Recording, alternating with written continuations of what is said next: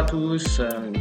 Donc, comme vous le savez, nous sommes confinés. Nous ne pouvons pas vous recevoir le samedi 28 pour la porte ouverte. Donc, je vais vous présenter une petite vidéo qui parlera du BPGEPS Sport Collectif. Tous les documents que je vais vous présenter dans les instants qui vont suivre seront disponibles sur le site internet de la FMS sur www.afms-loire.fr. Et si vous avez encore des questions après la présentation, n'hésitez pas à me contacter, je vous redonnerai mes coordonnées à la fin de la vidéo.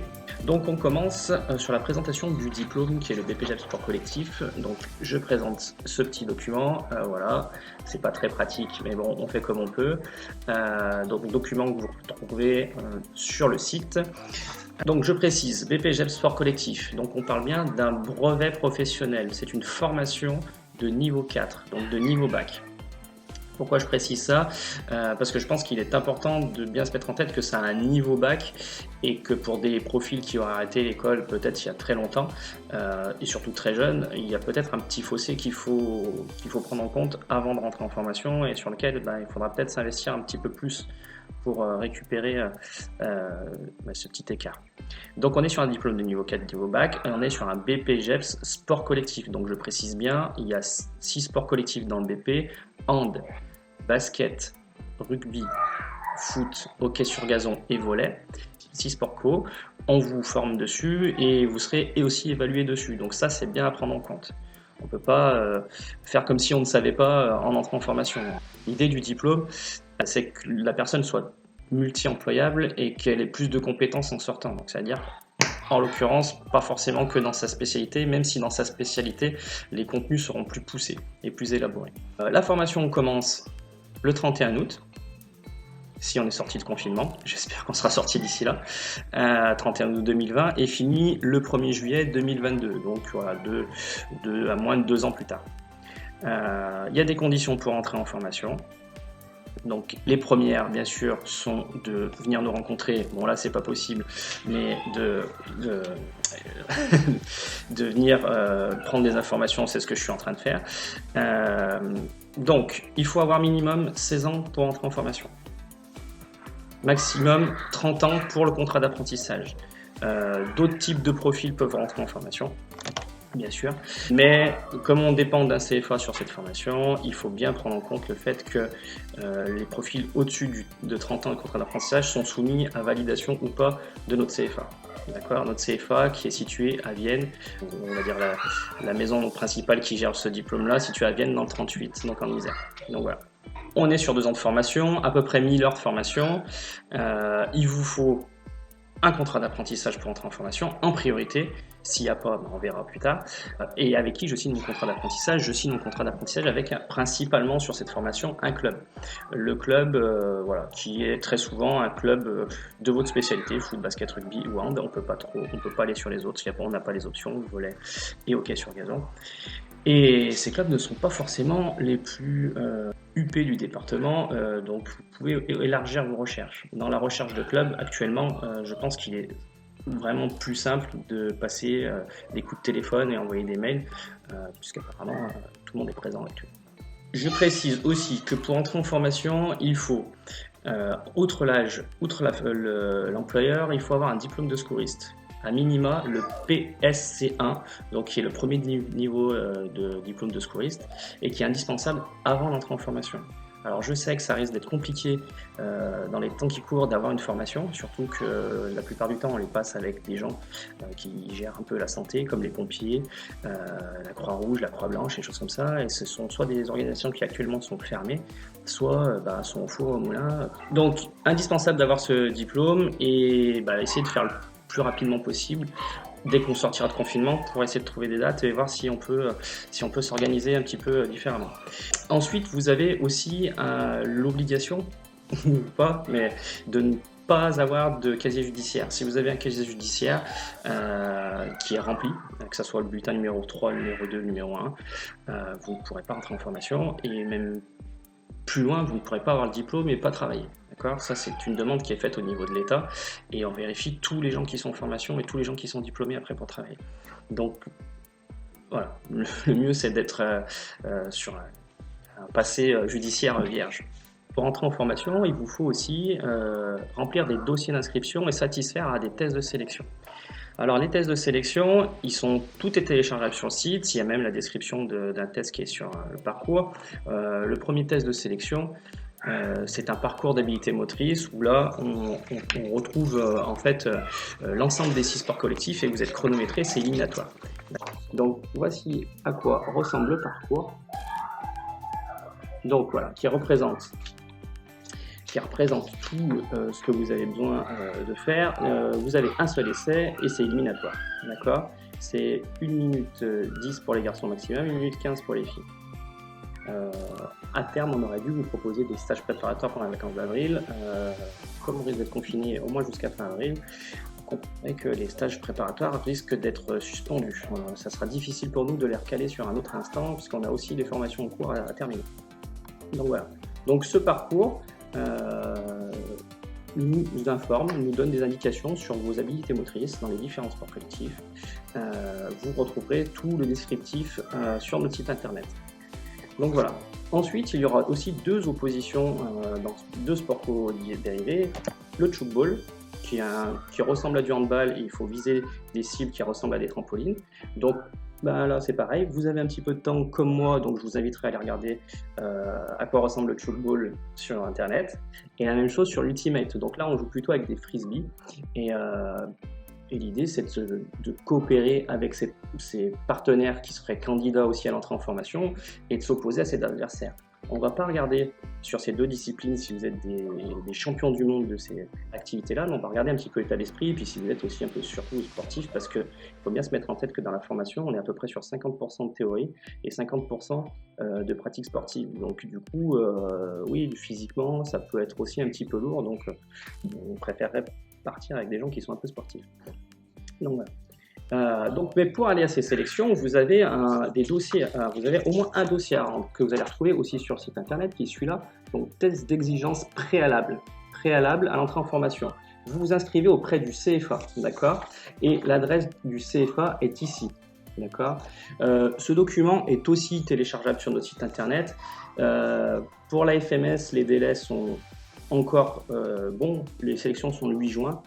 Et vous devez vous inscrire au plus tard au mois de mai, donc jusqu'au 22 mai. Vous avez la possibilité, dans un premier temps, si c'est possible pour vous, de nous l'envoyer par courrier, donc à l'adresse du CFA qui est indiquée dessus, ou l'envoyer par mail directement sur ma boîte si vous ne pouvez pas, et moi je retransférerai directement au CFA. Je vous redonnerai mes coordonnées juste après. D'accord? Indispensable de s'inscrire. On ne sait pas encore comment pourront être tenus ces tests en fonction des dates de sortie de confinement. Est-ce que tout le monde pourra sortir en même temps? Est-ce qu'on sortira les uns après les autres? Est-ce qu'on aura le droit de se regrouper à plusieurs? Ça, on ne sait pas encore. Les infos arrivent au compte-gouttes, elles changent tous les jours. Donc on part du principe que pour l'instant, on reste sur les mêmes choses. Et donc voilà. Donc ça, c'est le premier dossier d'inscription qui est indispensable de nous rendre au plus tard le 22 mai. Donc on a besoin des documents originaux si vous pouvez nous les envoyer directement au CFA, sinon vous les faites dans un premier temps passer sur ma boîte mail et puis je les retransférerai vers le CFA. D'accord? Indispensable sur la partie téléchargement, n'oubliez pas pour ce document de télécharger en plus le certificat médical. Pareil, vous risquez d'avoir des difficultés à faire remplir par votre médecin parce que ça ne va pas être sa priorité tout de suite. Dès qu'on sort de confinement, il faut pouvoir caler des rendez-vous. Voilà. On aura forcément des autorisations différentes par rapport à ce qu'on fait d'habitude, mais le plus tôt sera le mieux. Donc c'est vraiment une période très très compliquée pour nous et bien sûr pour vous aussi. Donc vous validez vos sélections, vous pouvez rentrer en formation si vous remplissez toutes les conditions, vous ayez trouvé votre employeur, vous avez l'âge, vous avez votre casier judiciaire vierge, etc. Dans la formation, qu'est-ce que vous allez trouver? Vous allez trouver un diplôme qui se valide en 10 UC, des UC, des unités capitalisables. C'est le ou l'un des derniers diplômes en France qui est encore fait en 10 UC, 10 unités capitalisables. Et pour valider le diplôme, il faut valider les 10. D'accord? Donc, il y a des choses qui sont diverses et variées, comme la réalisation d'un projet. Pour réaliser ce projet, nous, on vous évalue sur le fait qu'il soit réellement fait, mais qu'il ait été rédigé, construit en version informatique et sur un rendu de dossier, qu'il a été présenté auprès d'un jury.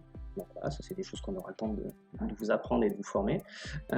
Donc on va valider tout ce qui est les notions de communication orale, écrite et multimédia. D'accord. Ensuite, il y a des choses qui sont aussi bien, qui touchent à l'animation dans tous les sports collectifs que je vous ai cités tout à l'heure, donc on ne peut pas y couper. Vous ne pourrez pas y couper. Là, vous serez évalué sur un public scolaire, donc sur un sport qui n'est pas le vôtre. Donc si vous êtes basketteur, vous ne serez pas validé sur du basket, en tout cas pas sur cette partie-là. Et du coup, on vous demande de construire des cycles scolaires, 2 sur 2 sports qui ne sont pas de votre spécialité.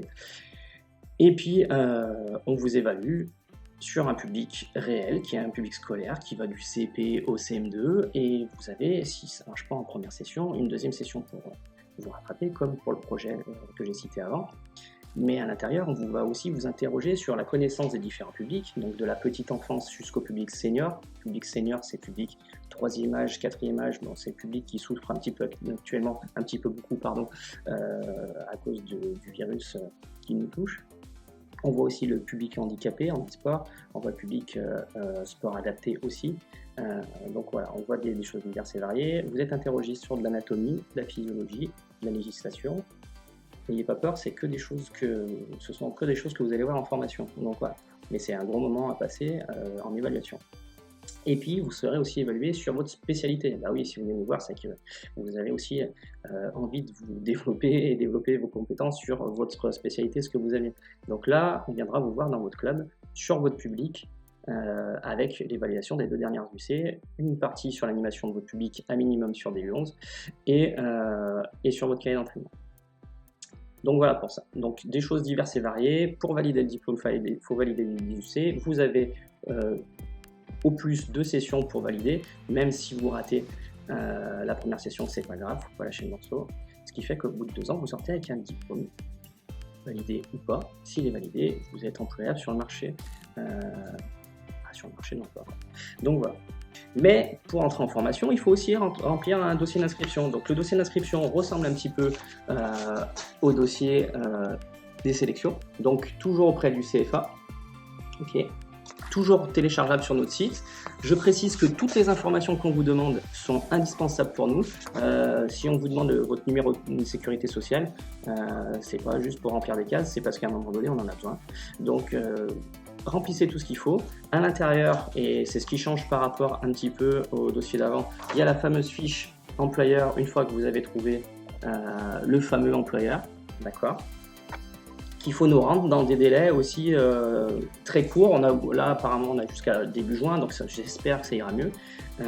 Une fois que vous avez fait tout ça, vous avez rempli les 2 dossiers, vous avez validé les sélections et vous allez rentrer en formation, il n'y a plus qu'à travailler.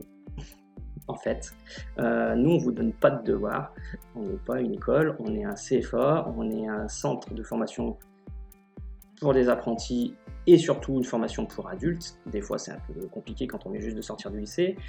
On n'est pas prof, on est formateur, on travaille avec vous, on est collaborateur, collègue de travail. Donc les gens qui réussissent sont ceux qui s'investissent le plus et ceux qui travaillent personnellement le plus, donc c'est-à-dire en dehors, pendant la formation et en dehors de la formation. Il n'y a pas de mystère, et à titre d'information, le sport collectif chez nous, c'est celui pour lequel il y a le moins de taux de réussite, parce qu'on pense que c'est un sport qu'on connaît et qu'on maîtrise, et du coup on travaille un peu moins et on a un peu moins investi, et le travail ne se fait pas tout seul, et si vous n'êtes pas régulier dans votre travail, c'est très compliqué de rattraper le retard. Donc voilà pour ça. Si vous avez des questions, n'hésitez pas. Je suis disponible actuellement, comme tout le monde, sur mon portable, donc 06 48 06 46 93, par mail, m comme Michael Chiron, CHIRON, @afms-loire.fr. Si je vous réponds pas tout de suite, ne vous inquiétez pas, je prendrai le temps de vous répondre et de vous rappeler. Au moins, virtuellement, vous savez où me trouver. Il y a les informations qui vont sortir juste après sur la vidéo, parce que notre chargé de com va faire le travail. Et puis